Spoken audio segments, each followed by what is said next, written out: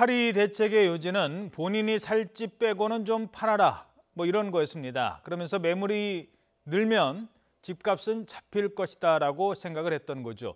1년이 지난 지금 과연 그렇게 됐는지 조금 전에 인터뷰를 했었던 박원갑 KB국민은행 수석 전문위원에게 좀 더 자세히 알아보도록 하겠습니다. 위원님 안녕하십니까? 네, 안녕하십니까? 예. 자, 일단 그 전반적인 파리 대책 발표 이후 전반적인 집값 상황이 어떻게 됐습니까? 전반적으로 봤을 때, 특히 전국적으로 봤을 때는요, 안정권이라고 보면 될 것 같습니다. 예. 올해 KB 국민은행 시세를 보면은 상반기 동안에 전국 아파트 매매 가격이 0.93% 정도 올랐는데요. 뭐 지난해보다 약간 높은 수준이기는 하지만 뭐 그렇게까지 박스권에서 벗어난 모양새는 아니고요. 근데 이제 잘못하면 이게 이제 평균의 함정에 빠질 수가 있다는 겁니다. 뭐 서울 지역만 좀 많이 오르고 지방은 오히려 이제 떨어지다 보니까 이게 이제 평균을 내니까 뭐 크게 오르지 않는 것으로 보이지 지역적으로 보면은 굉장히 편차가 큰 상황이다. 이런 말씀을 드릴 수가 있겠습니다. 그렇죠. 평균치로 따지면 뭐 괜찮네라고 하지만 하나하나 들여다보면 다르다. 그러니까 수도권은 많이 올랐고 서울 수도권은 많이 올랐고 지방만 떨어졌다. 지금 그 말씀이신 것 같은데 좀 더 자세히 설명해 주시겠습니까? 서울 아파트 매매 가격이 올 들어 상반기 동안 5.06% 정도가 올랐는데요. 예.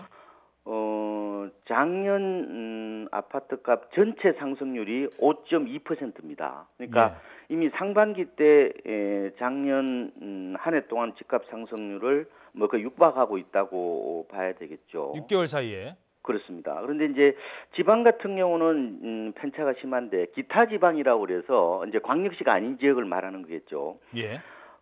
상반기에 2% 정도가 떨어졌습니다. 거의 3년째 이제 떨어지고 있는 거고요. 예. 광역시 같은 경우도 5대 광역시, 지방 주로 5대 광역시는 0.06% 정도 올랐는데 그게 오른 게 아니죠. 그러니까 굉장히 이제 편차가 심한 상황인데 심지어 뭐 거제, 포항, 울산, 창원 이런 곳은 뭐 집값이 1, 2억씩 떨어진 것도 많고요. 그래서 시장이 굉장히 이렇게 편차가 심하고 이른바 이걸 보고 이제 양극화 그리고 초양극화라는 얘기를 할 정도로 굉장히 좀 편차가 심한 상황이라고 보시면 되겠습니다. 예. 자, 지금 이런 상황에서 최근에 서울시가 그 뭐 용산 개발 계획, 또 여의도 개발 계획 이런 걸 지금 내놨어요. 이게 어떤 영향을 미칠까요?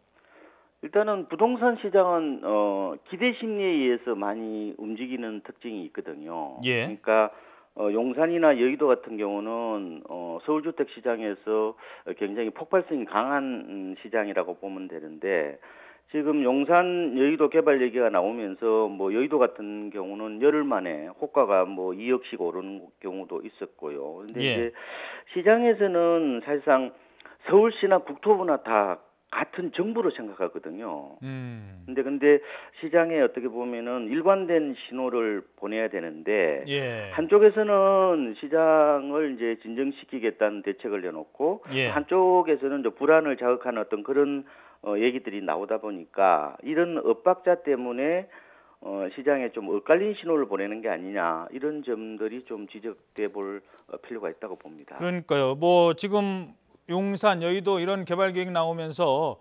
용산 지역 오르고 그다음에 뭐 여의도라고 합니다만 여의도를 중심으로 해서 마포까지 지금 오르고 성동도 오르고 사실 이런 인기 지역이 계속 오른다면 이건 그 집값을 잡으려고 하는 원래 목표를 제대로 달성하지 못한 것 아닌지요? 어떻게 보십니까?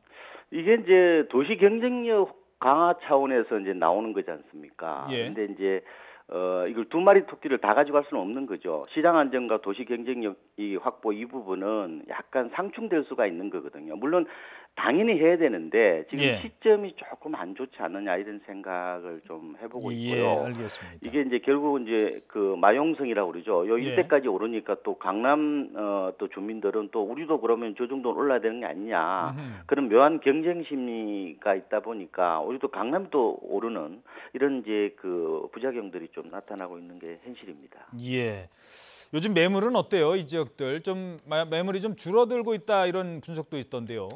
매물이 많지 않습니다. 아무래도 이제 수요 억제 중심의 대책이다 보니까 결국은 이제 거래 절벽 이런 얘기를 많이 하지 않습니까? 이 예. 거래량이 시장의 건강도라고 얘기를 할 수 있는데 지금 다주택자 양도세 중과세 시행이 되고 또 재건축은 조합원 지위양도 금지가 있고요. 그리고 예. 임대주택 등록도 많이 했죠. 그리고 자녀한테 이제 주택을 정리하는 경우도 많았고 이러다 보니까 이제 매물이 줄어드는데 매물이 줄어들게 되면은 이제 가격 착시 현상들이 나타난다는 거예요. 그러니까 예. 한두 개 팔려버리면 가격이 이제 계단식으로 올라버리는 이런 부분들이 있긴 한데 그래서 가격을 결정하는 시장 메커니즘이 정상적으로 작동하기 좀 어려운 측면이 실제로 있습니다. 그래서 지금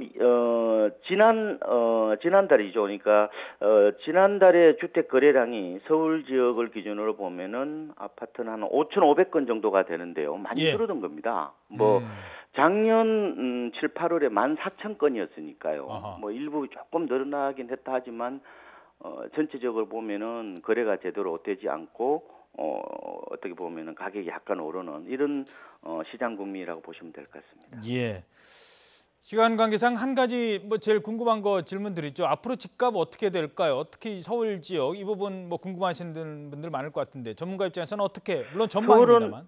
서울은 강보합세 정도 보고 있고요. 지방은 보합세 정도로 보고 있습니다. 그런데 지금 서울 아파트 값이 5년째 오르고 있지 않습니까? 예. 그래서 과거에도 5년 이상 오른 적이 없기 때문에 뭐 하반기에 여러 가지 이제 불확실한 변수들은 있습니다만 조금 조심스럽게 받아들여야 된다는 생각이 들고요. 이게 대세 상승은 아닙니다. 그래서 아니고 약간 좀 불확실성이 증대되는 쪽 그리고 약간 강보합지 정도로 보면 될 것 같고 과연 이게 이제 그 반짝 흐름 정도로 그칠지 아니면 조금 더 이어질지 여부는 8월 거래량을 좀 봐야 될 것 같아요. 8월 거래량. 예. 그걸 보고 이제 판단해야 되는데 지금 하반기에 보유세 개편이라든지 여러 가지 뭐 금리 인상 여러 가지 변수들이 있지 않습니까? 예. 그런데 분명한 것은 위험 가능성이 좀 커졌다는 측면 이거는 좀 받아들이시는 게 좋을 것 같아요. 위험 가능성이 커졌다는 건 무슨 말씀이신지요? 쉽게 하락 말씀. 가능성이 언제든지 생길 수가 있다는 거예요. 잘못하면 왜냐하면 더 이게 크게. 예. 거래량 없이 가격이 좀 올라가는 구조잖아요. 아. 그럼 시장이 좀 체질이 허약하다고 볼 수가 있는 거거든요. 예, 그렇군요. 그래서 실수요 차원에서는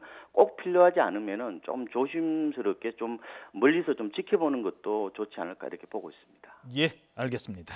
지금까지 박원갑 KB국민은행 수석 전문위원이었습니다. 오늘 말씀 고맙습니다. 네, 고맙습니다.